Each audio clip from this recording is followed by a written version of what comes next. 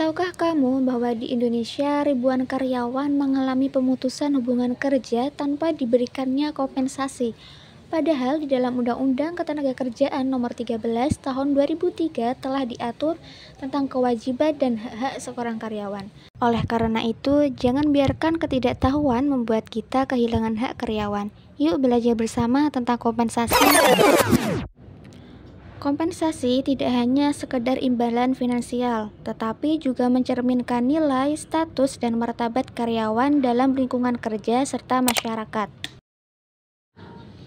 Pemberian kompensasi dalam manajemen sumber daya insani ini merujuk pada semua bentuk penghargaan yang diberikan organisasi kepada karyawan sebagai imbalan atas kontribusi mereka terhadap perusahaan.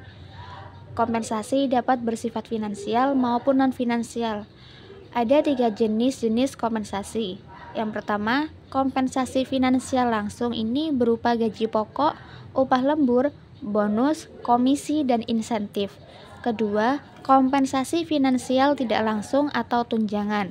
Ini berupa asuransi kesehatan, tunjangan transportasi, tunjangan makan, dana pensiun, dan cuti berbayar. Ketiga, kompensasi non-finansial ini dapat berupa pengakuan atau penghargaan, kesempatan pengembangan karir, dan lingkungan kerja yang nyaman. Setiap karyawan berhak mendapatkan kompensasi atas kinerja yang telah dilakukan. Lantas siapa saja yang berhak mendapatkan kompensasi?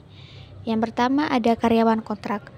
Karyawan kontrak yang masa kontraknya sudah habis tetap mendapatkan kompensasi berdasarkan masa kerja. Namun, bagi yang mengundurkan diri akan dikenakan denda sesuai perjanjian perusahaan. Kedua, karyawan tetap yang resign. Karyawan tetap yang resign tidak mendapatkan kompensasi, namun mendapatkan uang pesangon, penggantian hak, dan uang penghargaan kerja sesuai perjanjian kerja. Ketiga, karyawan yang di PHK. Ketika bisnis mengalami kerugian atau pailit, maka perusahaan perlu menyiapkan kompensasi sebagai penghargaan bagi karyawan yang terpaksa dirumahkan. Keempat, karyawan yang meninggal dunia. Ketika karyawan meninggal dunia, maka perusahaan perlu memenuhi hak-haknya yang akan diberikan kepada ahli waris dan keluarganya. Kompensasi dan benefit yang berhak diterima ahli waris adalah sejumlah uang, jaminan kecelakaan kerja, dan jaminan hari tua. Karyawan yang habis kontrak. Kompensasi bagi karyawan yang masa kontraknya selesai, maka dapat diberikan setelah yang bersangkutan tidak bekerja lagi di perusahaan. Sistem kompensasi yang baik harus dapat menciptakan keadilan, baik dilihat dari sisi tenaga kerja maupun sisi manajemen.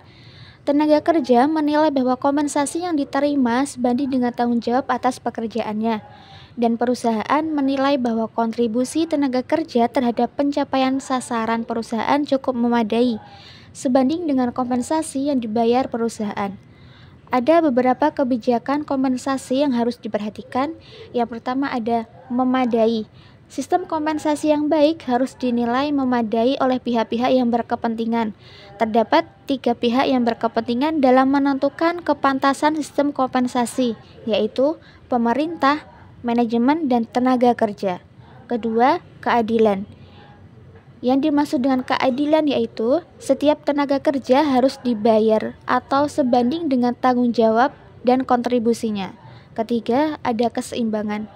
Kompensasi dapat terdiri dari beberapa unsur seperti gaji pokok, insentif, bonus, dan lain-lain. Antara masing-masing unsur kompensasi tersebut perlu keseimbangan. Maksudnya, perbandingan antara gaji, benefit, dan bonus harus proporsional. Keempat, efisiensi biaya.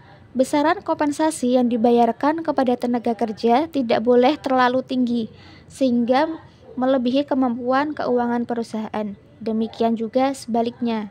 Kelima, terjamin. Kompensasi harus dapat menjadikan tenaga kerja merasa aman dalam memenuhi kebutuhan hidupnya.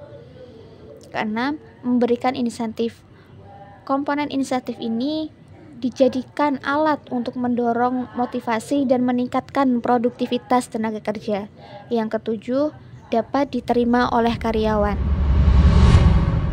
Memahami kompensasi secara menyeluruh sangat penting dalam kerja yang adil dan positif, bahwa kompensasi tidak hanya dimaknai sebagai uang, tetapi sebagai bentuk penghargaan kepada karyawan yang telah bekerja keras kepada perusahaan.